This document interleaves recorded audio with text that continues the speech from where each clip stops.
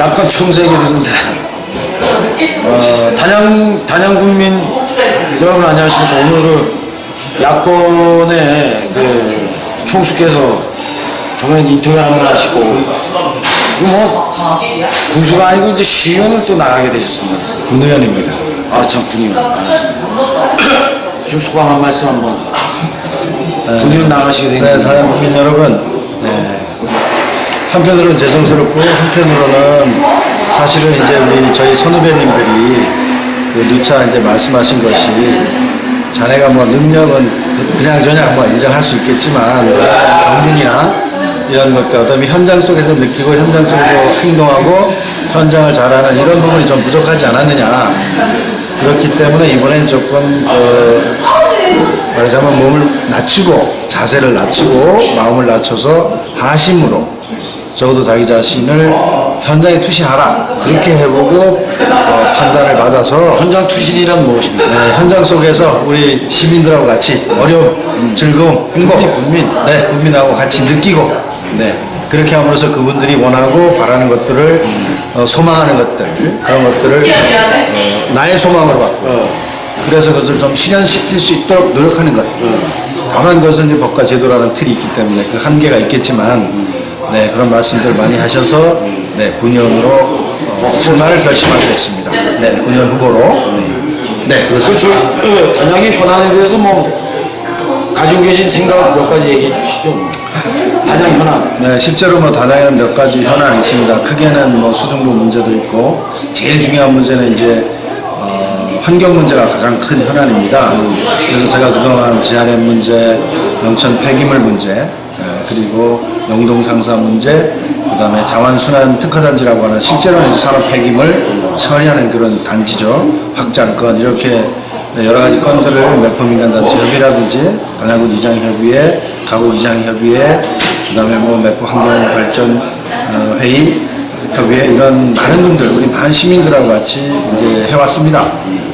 그런데 이제 어쨌든 그 공해를 좀 이렇게 저감시키지 못하고 좀 많게 하는 그 회사가 입주를 하고 그 회사가 입주됨에 따라서 실제적으로 여러 가지 이제 사고도 발생했고 또 지금 또 냄새라든지 악취 문제가 굉장히 심각한 현안 문제가 돼 있고 특히나 이제 우리 물도 과거에는 저희 어렸을 때 이렇게 손으로 떠먹던 물이 지금은 관광 문제가 네. 뭐 아주 그냥 손댈 수 없을 정도로. 군의원으로 이제 앞으로 어떻게 하셔야 될 각오가 있으실 거 아니에요? 네, 문제는 뭐 잘 아시고 계시니까.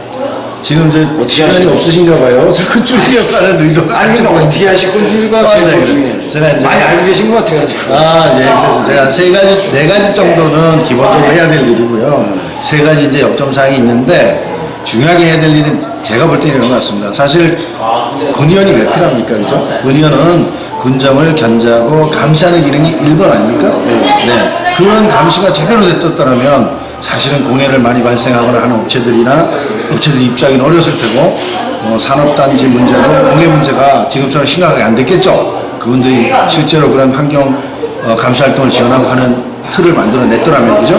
그래서 군정 감시 견제가 가장 중요하다. 두 번째는 우리 예산이 본 예산이 지금 2,400억으로 제가 알고 있고 추경했을 경우 한 2,700억 왔다 갔다 하지 않을까 생각하고 있습니다. 단양에? 네, 단양에. 그러면 인구가 저희가 한 3만 명 조금 넘습니다. 3만 2천 정도 이렇게 얘기를 하시는데 예산이 꽤 많네요. 많죠. 1인당으로 보면 상당히 높습니다. 높네. 네, 제천 같은 경우 제가 5천억 왔다 갔다 하거든요. 추경 다 포함하면. 우리가 3배 넘는. 그렇습니다. 인구가 4배 됩니다. 3, 40이. 지금 제천 인구가 14만 정도 되니까요. 그러니까 이것은 사실은 뭐냐면 국가가 국가로서의 기능을 하기 위해서는 이런 소외된 지역에 예산을 교부하는 것이 맞습니다. 틀린 문제는 아니에요. 그러나 이런 예산들이 잘못 쓰여지니까 그죠? 여러 가지 낭비가 되는 부분이 많이 있죠. 쓰지 않아야 될 때 쓰고요. 그죠? 저희 가정경제도 마찬가지 아닙니까? 똑같은 200만 원을 벌어오는데 가장이 어떤 집은 마디 있게 잘 써요. 근데 어떤 집은 우선순위도 정하지 못하고 필요 없고 있고 가지를 못해요. 그러니까 뭐 듬성듬성 막 예를 들면 옷까지 필요 없는 거 막 쓸 수 있는 데도 산다든지 이거 뭐냐면 다리 같은 거 멀쩡한 거 뜯는다든지 그죠? 다시 놓고 연구를 많이 하셨네요. 아니 그럼 예산의 우선순위를 지수님이 연구를 많이 하셔서. 제가 뭐 청소를 자꾸 하시니까 청수가 이제 기분은 좋은데 야 후보자님이라고. 후보자님.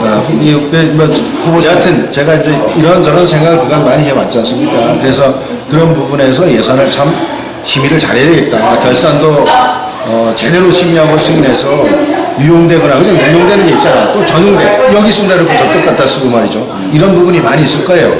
그래서 제가 그런 거를 제대로 좀 하겠다. 그 다음에 이제 민원이 있습니다. 의원들이 의정활동하는데 가장 중요한 것 중에 하나가 민원 해결입니다. 근데 그 민원은 다 들어주고 싶죠. 누구든지. 의원이 민원 들어주면 자기 좋아할 테고. 다 들어준다 그래야 돼요. 인터뷰에서 다 들어준다 그래야 돼요. 인터뷰에서는 다 들어준다고 해야 되지만 그럴 수는 없습니다. 왜? 법과 제도라는 틀이 있기 때문에 다 들어줄 수는 없고. 다만 저는 민원은 가급적이면 해결한다. 이런 자세로 일할 겁니다. 법과 제도가 문제가 되면 그 문제를 적어도 우리가 군과 상의해서 입법 청원한 과정까지, 물론 입법 청원을 가면 4년 될지 8년 될지 폐기될지 모르죠. 그러나 그런 노력 정도는 해봐야 되는 게 의원이 아닌가. 이렇게 해서 그 민원 해결 문제도 적극적으로 좀 하고, 그 다음에 이제 저희가 입법권에 비슷한 이제 조례를 우리가 만들 수 있지 않습니까? 그랬을 때 이제 시적절하는 조례들이 많이 있을 거예요. 이미 뭐 시효가 다 되거나 아니면 실제로 이제 주민의 복지나 또 아니면 행정에 필요 없는 건데 과거부터 남아있는 것들이 있잖아요. 그죠? 쓸데없는 걸림돌밖에 없어요. 정리해야죠. 또 새롭게 필요한 것들이 있습니다. 목포는 만들어졌는데 실제로 군이나 이제 의회에서 제대로 이렇게 부응하지 못해서 아직 만들어지지 않은 것, 뭐 이런 부분들 잘 정리하고, 특히 뭐 공무원 부분에서도 모자보건법상에 예를 들면 전에 있었던 뭐 여성들 그 생리휴가나 이런 부분도 좀 손볼 게 있을 것 같아요. 그래서 제가 저번에 그 보건소 가서 이제 몇 분 우리 여성 공무원님들하고 얘기를 해보니까 약간의 논란들이 조금 있어요. 그래서 그 부분은 실제로 가서 제대로 좀 챙겨보고, 그 다음에 또 국민들 뜻도 있지 않습니까? 이런저런 걸 잘 생각해서 시적절하게 이렇게 처리하는 방향으로 가도록 하고, 세 가지 이제 중점사항은 뭐냐면, 환경이 무너지면 단양이 다 무너집니다. 왜냐면 환경이 기본이 돼야 농업도 되고 관광도 되지 않겠어요? 그런데 지금 환경이 많이 망가지고 있어요. 굉장히 단양한 환경의 위기. 저는 이렇게 얘기합니다. 오죽하면 가산, 벌천, 방구, 울산 이런 천들 있잖아요. 지천들, 이런 지천들 사이남 쪽으로 전부 얘기하는 게 뭐냐면 부탁해? 물 좀 제대로 해달라. 하수 처리. 그래서 물이 눈들봐 더러워? 눈들봐도 좀 더러우시네요. 찍어 보내줘요. 네, 알겠습니다. 지금 죄송합니다. 그래서 이런 것들을, 왜냐면 전에는 이런 얘기 안 하셨어요. 4년 전만 해도 제가 군수한다고 이렇게 가보면 심각하게 이 문제를 얘기를 안 했는데 이제는 드디어 이제 어르신들이 환경이 깨끗해야, 환경에 관심을 갖는 환경이 시민들이. 그렇죠. 환경이 깨끗해야 뭐 관광객도 오고 농사짓는 것도 제대로 판단하는 의식이 생긴 것 같습니다. 그래서 어쨌든 그분들이 저번에 갔더니 제발 하수 처리 시설 제대로 해달라. 그런데 이제 50% 기준으로 이렇게 묶여있는 제도가 있어요. 그 부분이 조금 어려운데 소규모로 처리할 수 있는 부분들이 있는지 여부를 제가 가서 지금 인터넷 검색을 했는데 아직은 못 찾았습니다. 그래서 그런 것들도 한번 검토를 더 해볼 생각이고, 그 다음에 이제 근데 어떤 분이 이래요. 환경만 얘기하니까 그럼 관광은 어떻게 해야 돼요?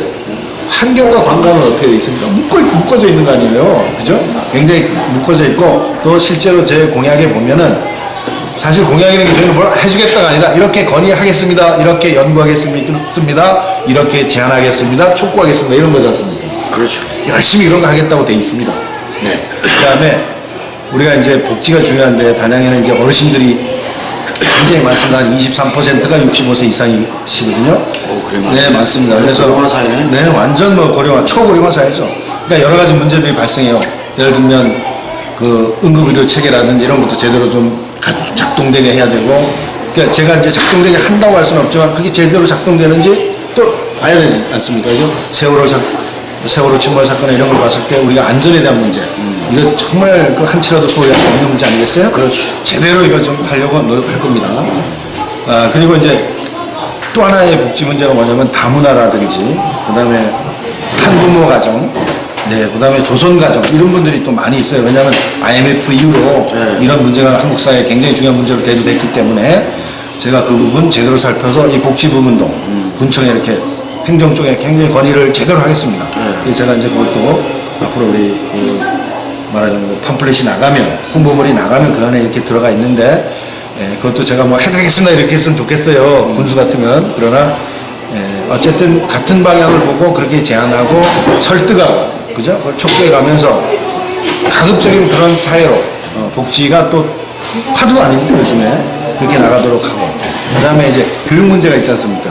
그래서 교육 예산도 조금 더 확보하고 친환경 급식도 확대될 수 있도록 노력을 하고 그 다음에 대안학교 설립이라든지 이런 문제 조례 제정이 가능한지 검토도 해보고 할 일 많으시다. 네, 여하튼 이제 뭐 증거 영상에 이거 안 하시면 그렇습니다. 이게 지금 만약에 증거 영상이죠. 네. 안 하시면 주민들이 선택해 주시면 4년 동안 몸이 부서져서 일을 하고 그거 가지고 또 평가를 받고 제가 그런 말씀 많이 드려요. 제가 지금 이런저런 이야기를 하는데 다 될지 안 될지 모르겠습니다만 최대한 약속 지키도록 노력하고 그걸 판단에 근거해서 4년 뒤에 아니면 바로 이렇게 아웃시키는 유권자들께서 힘이 없다고 생각하시는데 그게 아니죠. 요즘 선거 때 보십시오. 모든 분들이 나가서 90도씩 절하지 않습니까? 그건 뭐냐면 유권자 여러분의 이 두 손에 여러분이 이렇게 하고 도장을 딱 찍는 데에 따라서 뭐 군수도 그렇고 국회의원도 그렇고 그죠? 교육감도 그렇고 다 여러분 그 두 손에 달린 겁니다. 그래서 우리가 이제 시골 가면 늘 듣는 말이 이놈이 하나 저놈이 하나 그놈이 그놈이다. 처음에 할 때는 뭐 이렇게 저렇게 말하지만 다 이렇게 엉망이지 않냐? 많이 속으셨네. 네, 많이 속으셨더라고 이렇게 말씀하십니다. 그래서 제가 그런 말씀 드려요. 어머니 또 혹시 이제 남자 이제 어르신이면 아버님 그러나 한번 돌이켜 보십시오.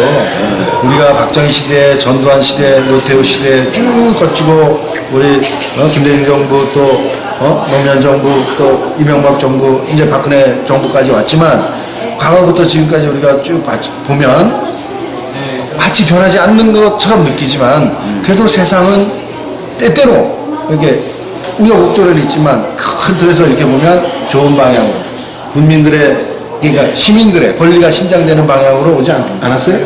총수님 이렇게 말씀 잘하시고 아니 뭐 이제 그렇게 왔기 때문에 이 문제는 제가 볼 때는 조금 긍정적으로 생각하고 그래도 이 중에서 한번 우리 명함을 펼쳐놓고 이 사람들이 어떻게 자랐는지 뭘 배웠는지 또 어떤 일을 했는지 그 지나간 역사를 통해서 그 사람의 미래를 그래도 방향을 변하는 사람도 있지만 할 수 있기 때문에 꼭 잘 좀 살펴서 선택을 좀 잘 하셨으면 하고 바랍니다. 국민들에게 저 당부의 말씀 한마디 하시고.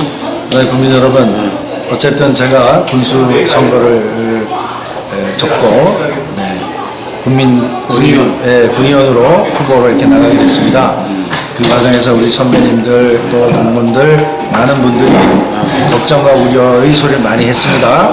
그러면서 네가 역시 그래도 현장을 보고 현장에 계시는 우리 어머니 아버님 손 붙들어 드리고 그분의 다리 아프신데 대신 해드리고 그렇게 함으로써 내가 얼마나 이 땅에 헌신할 수 있는지 정말 현장에서 투신해서 제대로 할 수 있는 일을 보여주고 그 후에 네가 더 남은 꿈이 있고 네가 더 할 일이 있다면 그분들이 판단해 주실 것이다.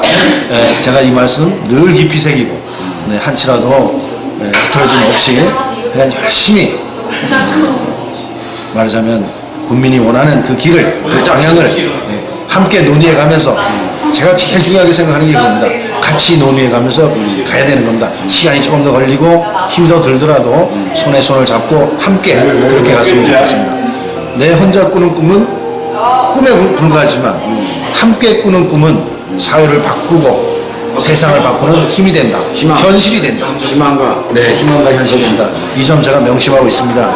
그래서 우리 하여튼 국민 여러분 하여간 편안하게 모실 수 있도록 최선을 다하겠습니다.